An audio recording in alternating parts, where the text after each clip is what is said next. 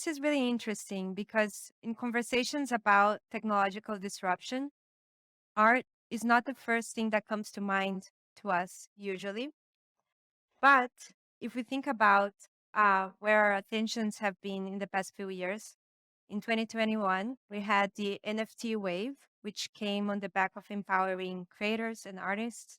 And this year, we are talking a lot about how text to image AI generators are redefining the relationship between artists and technology and leaving us maybe worried or maybe wondering about where this could go in the future.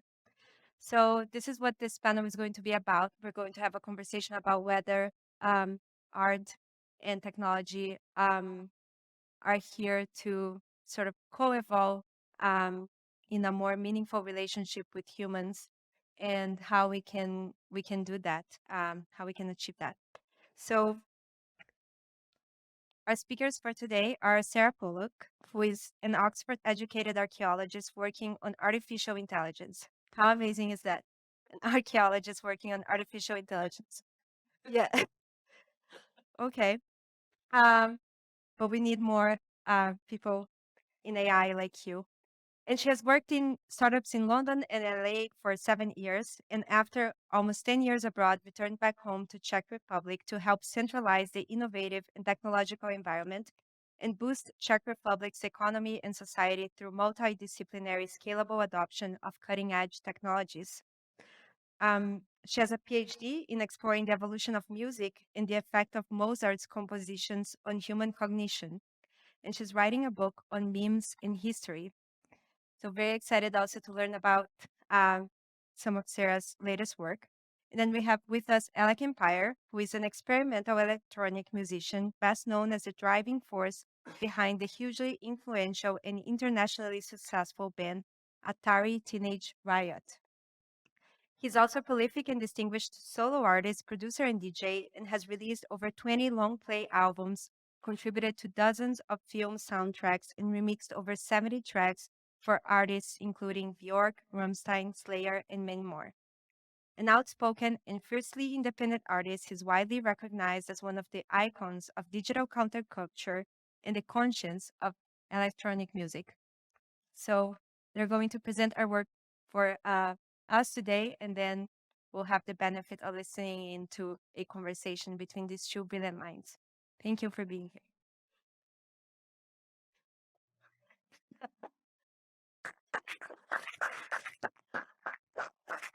Thank you very much. Apparently, there's the ladies start, so it's always the most difficult kind of, because I have to talk about myself like an ego narcissist. But I really want to thank you for being invited here. It's the more I've been reading about it, it's just absolutely fascinating, especially for me as an archaeologist and kind of evolutionary anthropologist, because what I see happening is a change in the shift of society. Because if you imagine that we've been living for 3 million years, during which our brains have been kind of adapting and adopting to a kind of sense of abstraction. When we first see in the archaeological record a propensity to create music in the Upper Paleolithic, vocalize symbolically, create kind of symbolic funerals and things like that, you can kind of see that humans and technology have been co-evolving for millions of years. But also for about 99% of our history, we've been living in kind of tribal hunter-gatherer societies, and that's what our brains are adapted to. And suddenly we're living in nation states of, 10, 50, 200 million people, and we're surrounded by institutions that are not evolutionarily flexible. So I had the massive honor of being a part of the NGO of Polis very recently for a couple of years, where the kind of parallelity of societies was really interesting to me. So like on one hand, you have the nation state, but then you have these new technological forces, and whether that's AI or blockchain, it doesn't actually really matter. They're these things that are pushing evolution forward and enabling a different scaling of society. But what is actually really interesting, and what is very fresh for me as a career direction as well, that I decided, right, enough, I want to make a lot of money, so I'm going to science. But I actually started a research group called Chaos, where we want to simulate Plato's Polis in virtual reality and use it as a kind of ethical simulator for how people behave when challenged with difficult decisions. So like when your taxes go up, for example, and how people will behave, whether they will kind of split off and start a new society, whether they will conform. And through this, we want to understand the anatomy of civilization. And I want to basically understand people's behavior on blockchain, people's behavior in the digital sphere, and see whether they're basically just replicating the tribal hunter-gatherer behaviors of the past 3 million years or not. And then, of course, what that means for our social cohesion, and of course, like our sense of abstraction as well, how ideas spread and what it also means to be human. So we're at the very beginning. Like right now, I'm literally just dealing with the admin with the university, trying to set the group up, which is painful. But I hope that very soon we'll get started into some actual research. I'm really excited and very honored to be here with Alec and being able to talk to all of you. So thank you.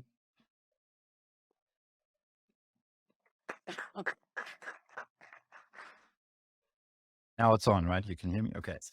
Yeah, where should I start now? I've done many things. The MC mentioned some of them. But I think why I'm here is what I did since the beginning.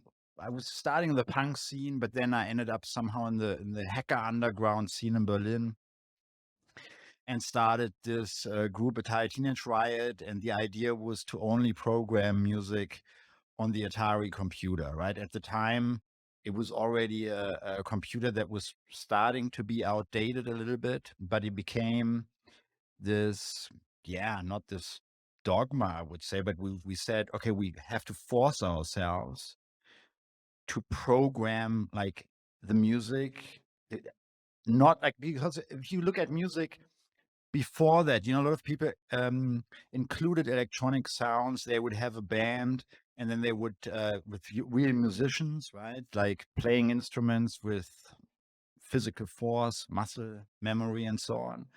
And we said, okay, this is sort of like a phenomenon of the industrial age, probably. So we have to type it. And I don't know if you heard my music. At the time, we had this idea, Riot Sounds Produce Riots. That's a poem by William S. Burroughs. We thought if we simulate a riot digitally, the riot will happen. So that's based on this sort of principle. Art changes often first, and then the culture changes, and then probably the society. I mean, you hear this maybe now quite often, where people say the culture should change, and then there's going to be a feedback from the politics, and then slowly the whole society changes, right? I mean, because some people think some bureaucrats create some laws, the whole society will get better, or whatever the goal is. And we often see that's not the case. If they are not enforced, or nobody cares about the laws, so it's the culture that does the regulation, or is that the right word? Okay. So I was part of hacker culture since the early 90s. This record that I programmed on the Atari computer was called Delete Yourself. And it was a warning about the coming like surveillance state. I have to add that I was born in Berlin. I grew up in the city with the wall. So I had some family members on the east side, the socialist east, where people lived really under surveillance in a way. Artists were not free. You had to hand in your lyrics to a committee and so on, and then they would tell you what you're allowed to earn. And if you disagree with the government, they would even arrest you, and so on. If you maybe seen the movie Lives of Others, which I think also won an Oscar, I think it shows quite well what the atmosphere was. So it wasn't the utopian ideal that defeated fascism. It ended up in a tyrannical nightmare, I think. Okay. So, but I was on the West, and I think that kind of shaped my view. And I thought, okay, now then the wall fell in '89. And to me, that's a key event that when we look back now, we could say the industrial age ends or fades out, and the information age starts. And to me, always the fall of the Berlin Wall and then the collapse of the Soviet Union kind of mark that if we have to tie events to these things, right? And I think then the culture also started changing. But now, if you see a DJ set or you go to some big festival, people would have a laptop on stage. Often DJs, that's the only tool they use. That's normal. But you have to understand, like when we started, people actually want to physically fight us. They were like, you're killing jobs, you're replacing humans, and so on. So there was always that battle, but on the other side, the hacker scene always embraced these ideas. And the album Delete Yourself was discovered by the band Beastie Boys. I don't know if you remember them, and they had their own label, and it came out also in America, and it sold 1 million records. Okay, and at that time, everybody was wondering, okay, what is going on here? There are these people, like there's one Atari computer, they undercut everyone else with their big productions, and there's more energy coming out of this. And that was that kind of time, yeah, where you saw technology, you can use that and disrupt a whole industry. And I mean, then with that, of course, techno music and all this stuff started to really take off. But I think the feedback I always had from the hacker scene was that no other music really captured the philosophy of the, for example, the Hacker Manifesto and stuff like that, because that was so inspirational to us. That was the music we wanted to make. Okay, and then now forward, I don't want to speak for half hour about this, but it keeps going on, and the hacker group Anonymous embraced our music, WikiLeaks also, and people from Tor, and so 2010, so this keeps going. It's always a dialogue in a way between people who try to create the tools that help you to navigate probably through the internet or through life in a more sovereign way. Could we say that you control your data, you have your privacy rights? We always defended property rights in cyberspace, for example. Big discussion, because people thought the moment you step into the virtual world, you lose basically all rights, right? I mean, from nobody needs to respect you. There are no human rights. You don't own anything. You shouldn't control your data and so on. So that battle is an old battle. Okay. So, and we were kind of, when we look back now, we're kind of documenting almost this evolution in culture, because that was the only thing we did. It wasn't like, okay, we make some music and here's one song.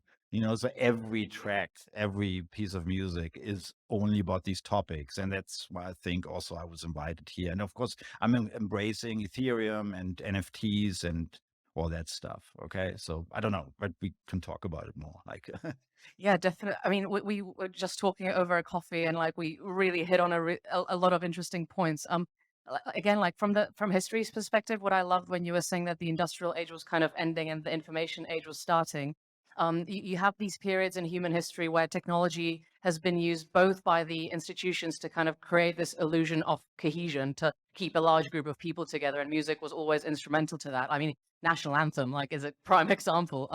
And basically the institutions hacking the evolutionary algorithm and the brains of humans to basically exert control, because like we can't help it. Like, even there was a really interesting article, and of course I can't remember who wrote it, but my old professor who studied the evolution of music basically spoke about the way that public places have been designed, and that they're actually very purposefully designed with a very particular echo in mind that often echoes the kind of caves that we grew up in, like during the Paleolithic, and that because we're so tuned to the fact that hearing echo actually gives us a sense of like a higher power, and that we kind of associate that.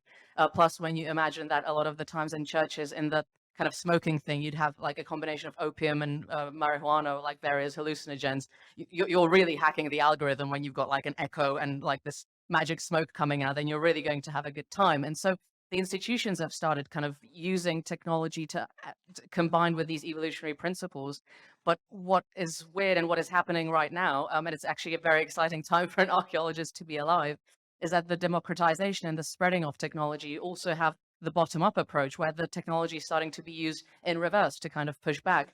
And unfortunately, the way that like history is often taught in history books, we kind of think that this is like the first time it's happening. But what I absolutely love was studying Mozart, actually. And like when Mozart started writing, did any of you, okay, I'm a massive nerd, but any of you saw the opera Don Giovanni? Yes? Okay, Don Giovanni is like the best opera out there.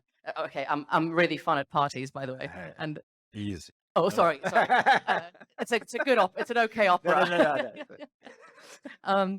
But basically, Mozart was a massive mad lad, and he was sponsored first by the Bishop of Salzburg, and then he was sponsored by the Austrian Emperor himself. And there's an aria in the opera where first, like, a bride gets spanked on stage, which for like 18th century is pretty, and then they sing an aria all together where they put their fists up and they start screaming liberty into the stage. And imagine you've got the Austrian Emperor sitting there, and you've got this dude who's like 33 years old, who suddenly wrote a kind of semi-erotic, extremely long opera about liberty and basically emancipating from the institutions. That's pretty hardcore. But when you learn about Mozart in history books, you always like learn about his wig, and you have to memorize what date he wrote The Marriage of Figaro, and that's it. So what I'm really interested in, how these kind of forms of art have been used both from like the top down, but also bottom up. And here's my question to you, which I loved what we were talking about earlier. We're now getting to the stage where the kind of hacker culture, which I wasn't growing up in and know very little compared to you, it was kind of a pretty elite group of people, not elite in the sense of like money, but elite in the sense of the access to information and the approaches. But now, as kind of blockchain and cryptocurrencies become more mainstream, you've got the mainstream who weren't there at the beginning suddenly adopting these same principles. Do you feel it's kind of watering it down, or is this the revolution that we want? Like, because there's a bit of a schizophrenia, I think, in the narrative sometimes. Yeah, I think it's a change that needs to happen. And of course, when you mention NFTs, most people, I think, at this point now would think of stupid stuff, right? I mean, or scams or bad actors in the space. But this is about, I always say, it's a global, private, rules-based property rights system. And this is what it's about. And if some idiot uses it to something, for something that I disagree with, I don't really care. I'm for freedom of speech also. And I think that same goes for art and creativity. I don't have to sit, let's say, in the cinema and go, oh, this scene, why isn't this done like that? Like, I mean, we see this, right, in the public debate.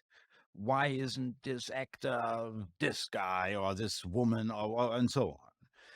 And I'm like, okay, like, make your own, and now is the time. The door's open.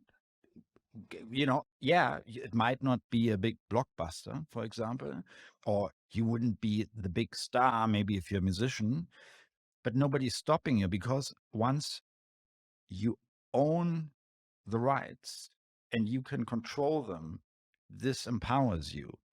And I've seen this myself many times, because since I started, it was always, okay, we have to own our works. We have to also start our own label. At the time, it was the right move. Then we were licensing the stuff out to other labels where we were like, okay, we can keep controlling the work. We don't have to compromise because somebody who doesn't even understand it tries to make it maybe more commercial or whatever. So, and that worked in the long run way better for us than some artists I've seen who sign some deal with a big company and they become, just some sort of puppet almost. I don't want to, belittle that, but they thought, okay, if they enter this big machine, that will help them faster. And very often this was very short-sighted because they probably had bigger promotion budgets and stuff, but the creativity wasn't even, the ideas weren't even there. You know, so you can spend, I think everybody who was involved in a creative project knows it's, yes, you need a sort of budget and you understand where you put the money and how you invest it in a way, because that's what you're doing.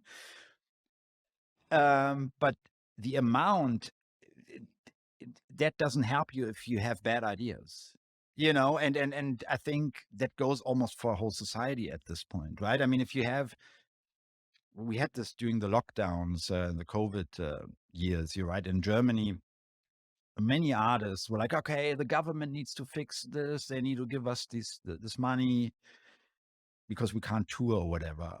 And I think that's wrong thinking in a way, because these people, I mean, if you have to ask somebody for money who has not produced anything and doesn't even understand what you're doing, that, to me, that's a problem. And in the old world, yeah, you had to kind of sometimes go about this way, right? I mean, but now I think there are alternatives.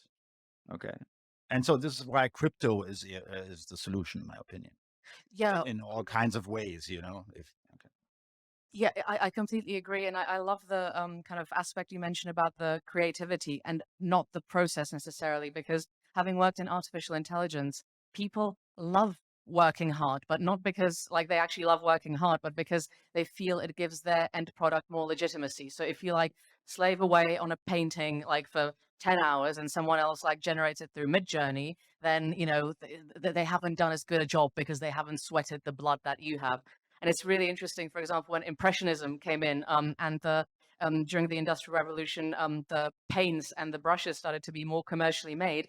All of the kind of artists from like the old school and the old Dutch painting school were like, what? Like I have this screwing up Monet guy just sitting there and painting like bits of greenery like that. That's not art, you know? And they were threatened by the fact that some generations suddenly had it easier. And what's really interesting is now you see that in the kind of like AI world, where I hear a lot of ridiculous discussions about, oh, you know, game over, like, you know, AI replaced humanity. They're generative algorithms. They have no consciousness. There is no creativity. It's statistics on steroids, where you basically have a text to image encoder and you say, you know, paint a picture of two beautiful people discussing important things, and it just paint the two of us right here in this setting. But you have to give it the idea, like it's got nothing of its own. So like rather than focusing on the process, and again, I saw this when I was working in the various startups, used to work in industry 4.0 because everything has to have a buzzword. And I remember once I went into this great automotive and they were like, you know, starting to digitalize. And I was like, okay, so what do you want to do? And they were like, we would like to buy one AI, please. I was like, oh, crap. Okay, right. There's a severe misunderstanding here. And I was like, okay, but why do you want to buy this one AI? And they were like, oh, because the innovation manager read an article and he said that it's good because he saw it on Twitter.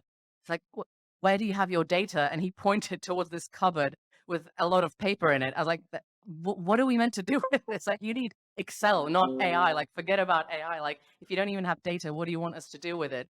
And so people keep obsessing about these new technologies, attributing to them human qualities that they don't have. And then the kind of discussion about art, when kind of AI does something human, like music or art or poetry, we have this like ego of that it's infringing on the work and on our legitimacy, when it's actually about the spark and the idea. That's the real kind of wonder behind it. Yeah. No, because it is, you know, I think when you're creative, you move forward, right?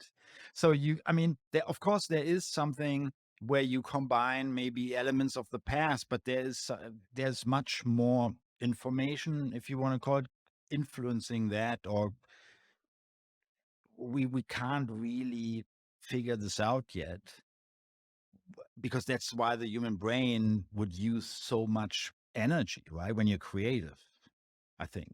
Isn't that the case? I mean, this is what I keep hearing. And sometimes I think that's why it's also ridiculous. It's almost like an employee mindset when somebody says, oh, I worked 10 hours on this painting, now it's worth this.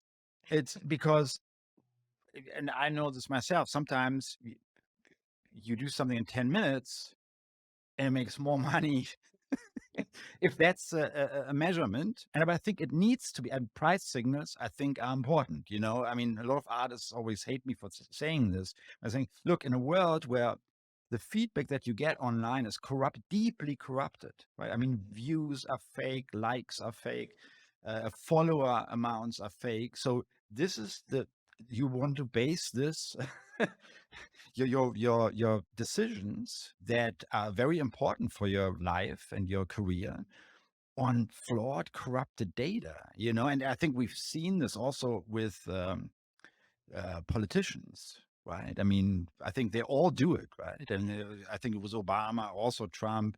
They had their Twitter followers cut in half or something at some point, and it's like, yeah, it's fraud, right? And I think what we will witness very soon, in my opinion, is this house of cards will fall down, because a lot of people believed a lot of lies for over a decade now, Web 2, right? And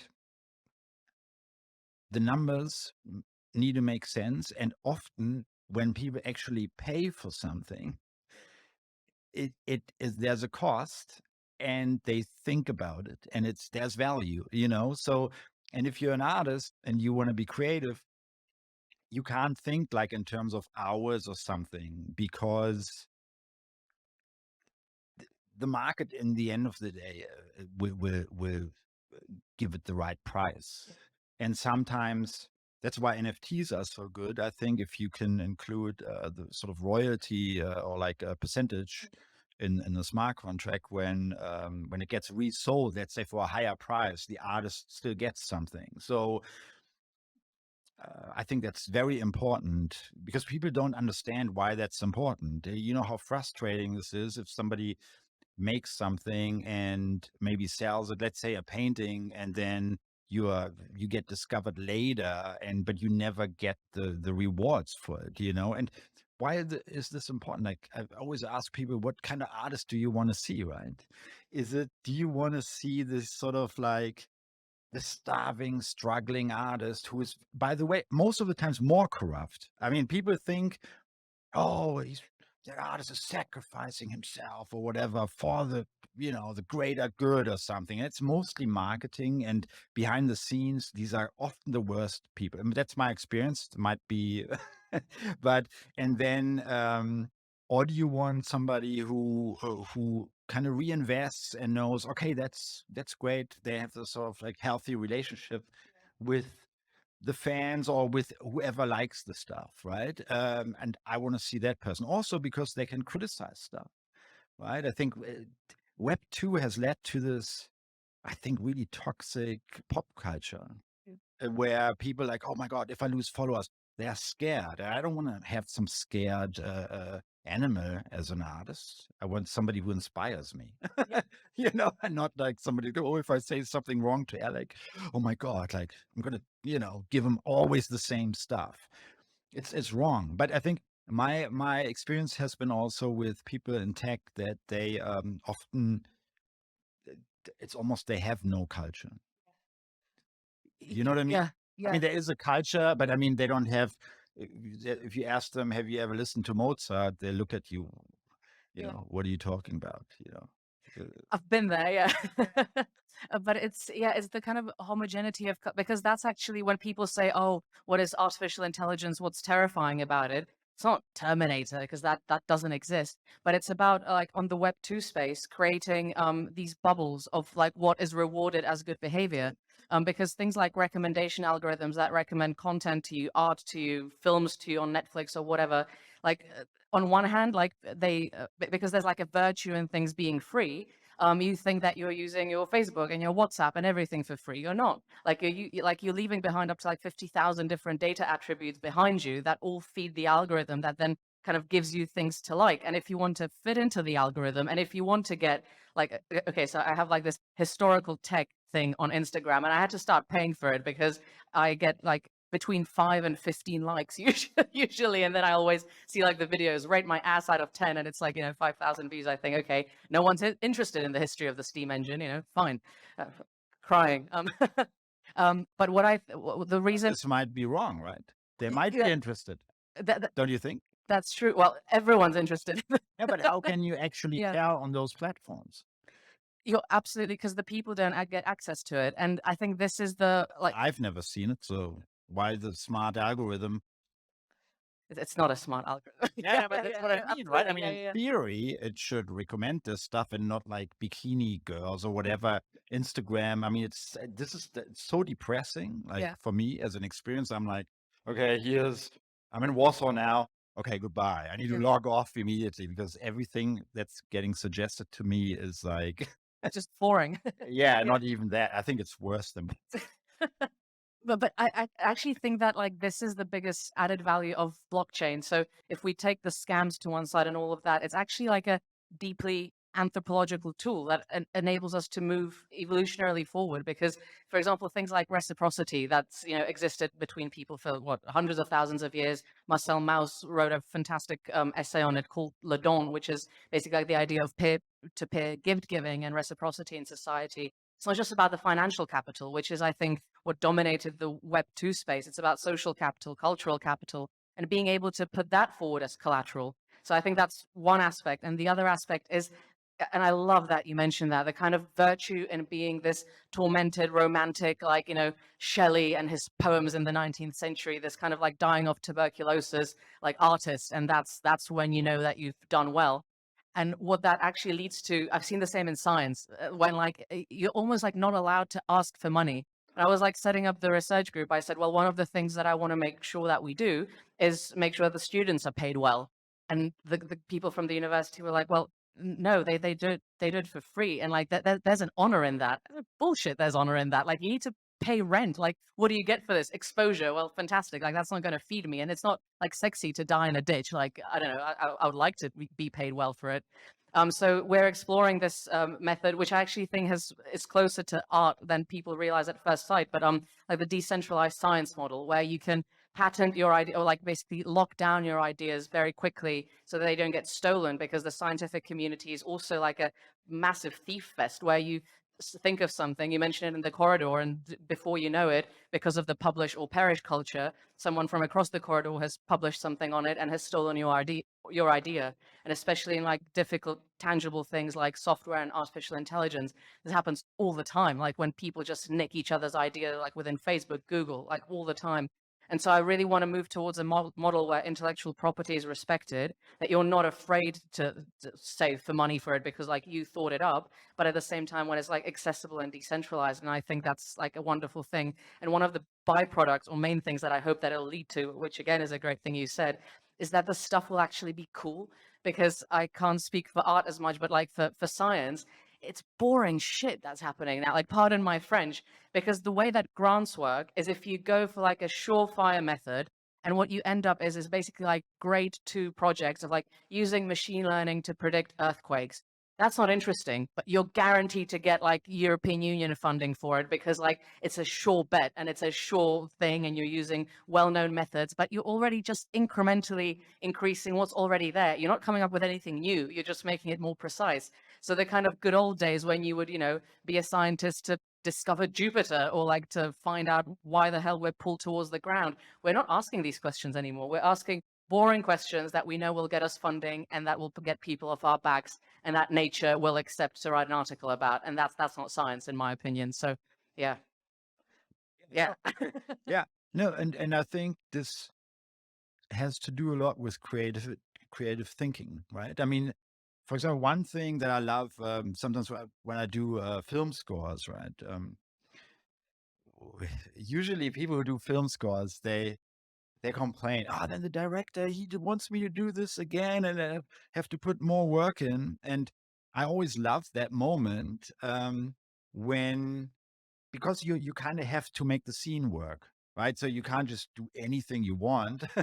So you have to support the story or whatever the goal is. You have to kind of like work for the film, there's a different hierarchy in the way. And what I love is like because that the scene doesn't change and you have to find different creative solutions. And often learn more from that or in that process, because the first step might not be the first idea, might be the most obvious. I mean, for outsiders, they always go like, Alec, I don't get how you come up with stuff, but still you go like, maybe let me do 3 like approaches, and they might be totally different. And I think when you have this sort of funding structure, people adapt to that and come up with ideas that they hope will get accepted. And you already narrow, like you never explore these other ways. And even if the director would say, now we got it, like that's great. Okay, I wouldn't never go like, okay, the other 2, let's say I did 3 different versions, or the other 2 things, they were a waste of my time. No, because I made the trip. Like I went down that path, and my mind hopefully can access it at a later point or build on that, So yeah, so I think that structure of funding, because we see it in culture too. What people need to understand, I think, in culture, the state cannot produce. Okay, and I know people go like, yeah, what does it mean? This is what I'm describing, European culture in a way. But you have to understand the state cannot produce. Okay. So people get depressed, like filmmakers applying for for the projects and stuff. And it's always, we're missing the real potential here, right? And because that's what it's about. It's about, we need to unlock this potential. And especially in Europe. I mean, when you talk about Mozart, isn't it depressing that Europe has become this place of stagnation, right? Like there's this rich culture, like history, but it's kind of like frozen, and we can't do anything about it. It seems, right? I mean, people try to do things on the side and try to bypass the system. That in Europe it's so powerful that I mean, for example, who said that classical concerts, like music concerts, I always hated that when they recorded them, it's like, it's always this, let's take a step back, put the mics up, and it should sound like in the concert hall. Why don't we approach classical music in the mixing like we would approach electronic music, for example, to make it more exciting? Why has the balance of the instruments always, why does it have to be like that? Why can't I have totally different experiences with that composition? And these are all these things that it drives me crazy, and Europe is missing a huge opportunity if we don't change that. You're absolutely right. There's actually like a maybe AI parallel that we can use, that until roughly like the 90s, the kind of dominant approach in artificial intelligence was like expert systems. What basically means like you write down every single rule that you know. Of course, every rule that you forget or don't know that exists, like you completely screw up the algorithm, and then the algorithm just like follows like all the possible rules. It's like a massive decision tree. And that's what I feel like, for example, the EU is doing right now with its approach to technology and society. You make a very careful list of like either things that people have complained about or that like, haven't worked out or have worked out. And you do this comprehensive checklist of what you deem to be, and this always terrifies me when someone uses this, objectively moral or like objectively right. Like during the First World War, it was objectively moral to like send your son heroin and cocaine when he was like in the trenches, because like drugs were completely like differently accepted than they are now. Now you send them chocolates, then you'd send him heroin. Like, good luck fighting. Um, and so like, and you have like this like set, and it's for like AI regulations. So for example, AI, like now we use the high risk, and high risk is biometric data. But that also means that you can't really implement digital change in our healthcare system. So like, what are you going to do? You're going to have like systems from like the Soviet era that are running our healthcare system, because it's very high risk to do anything with the evil AI in healthcare. And it's just absolutely nonsense. And I feel it's the same about the creative process, that you have to be very careful, like not to upset anyone. And I don't mean like being purposefully like rude or inflammatory just like to look sexy, but like to actually do what is true. And then people either accept it or don't. But like to censor yourself and to censor your thoughts before you even start, so that you're not even answering any like core simple question. You're just kind of like answering what society has listed down for the time being, which changes all the time in history, what is correct, and you just try to fit into it. A very quick example, like when you fill in scientific grants, it's like maybe 40 pages, and you have to like fill in exactly like what you do, how it's going to be used for the greater good, et cetera, et cetera. What that means is Europe is lagging economically behind, Asia, behind America. Technologically, we're stagnating. Culturally, we're stagnating. And it's like, for what? For roads that are not even that good? Like, it's a tricky process. What is the greater good? I never understood this. You know what I mean? It's Yeah. like people come up with this stuff in every decade, Adolf Hitler, for the greater good, and to me, when people talk like that, immediately I'm like, okay, thank you. No, it's because if you don't define what that is, and I think Europe really needs to do a lot of explaining or like make clear what are the values now. Do you feel like that too? It's like I found like this, for example, doing the whole Brexit thing. What was the debate in the end about? Like, well, why couldn't Europe convince people in the UK to stay? Because it was almost like empty, an empty bureaucratic machine, right? Yeah. And I think that's sad, but okay, I seem to be in the minority. Like, even if people are pro-Europe, they can't tell me what it's about at this point. There's no vision really. And I think it's reflected also on the culture in a way, because the culture always reflects this kind of stuff, I think.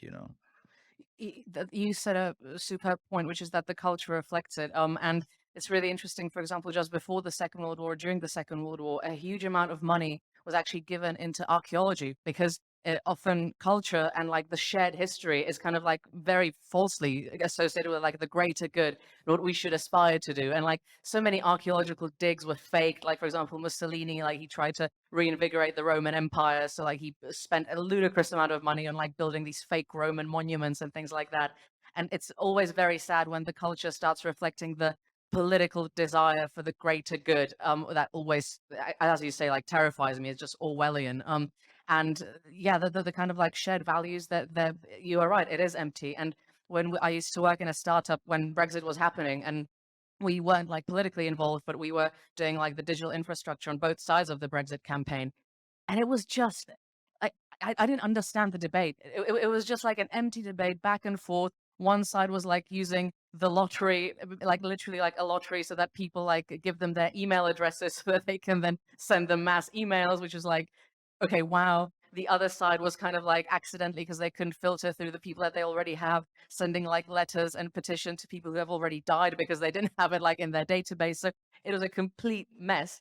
But at the end of the day, it wasn't about values at all. It was just it was just like this argument for the sake of argument to show how virtuous we are, but it was completely philosophically empty. And again, it's just boring discourse in the public.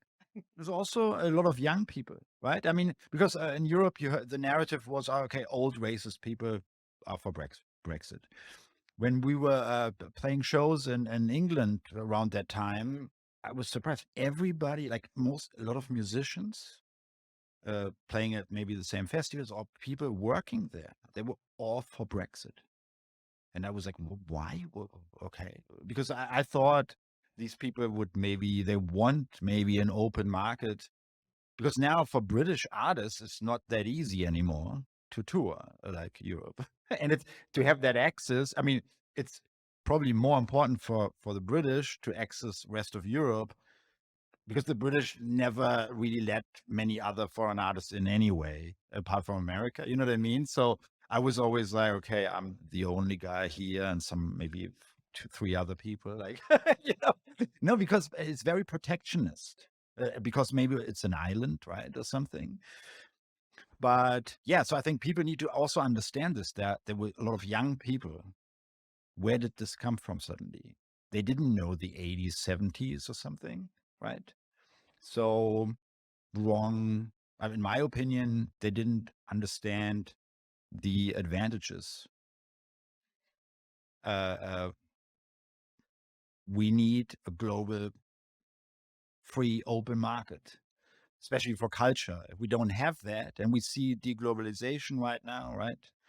in a way. Sadly, it's like looks like the Cold War time is coming back. So started 89, 88, 89, 90. Went in a circle, and I can use my experience from my teenage years again, it seems.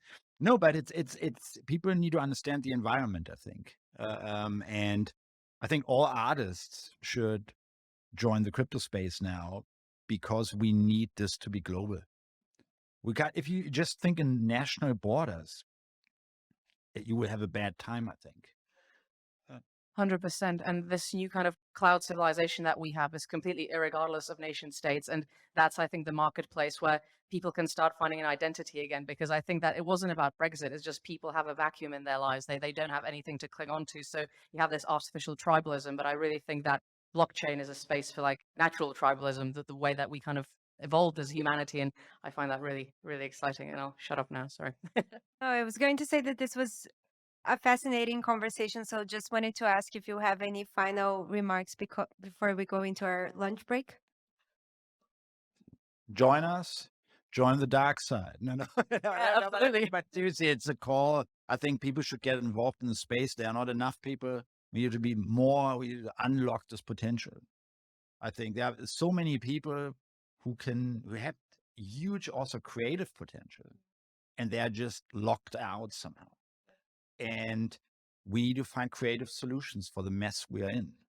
We can't look towards the past and go like, yeah, well, the 70s, we did this. I don't think that will work. So that's why creativity is very important right now. 100%. Like, just be brave, because on social media, people often like don't speak up about the things that they're interested in because they just think that no one else is like them. But for example, for me, when I started blending archaeology and artificial intelligence, everyone like first people were like, okay, maybe take you to the asylum soon. But then I actually realized that people are interested both in history and tech, and so I do it, and screw them. I'm not saying that like I've discovered anything like phenomenal so far, but I hope that I can answer some like fundamental questions and find a group of like-minded people that will join. And I really want for everyone to do the same. And I think now, for the first time in history, we have the technology to do that. So use it. Yeah, like a stone tool, like a new stone tool. Yes.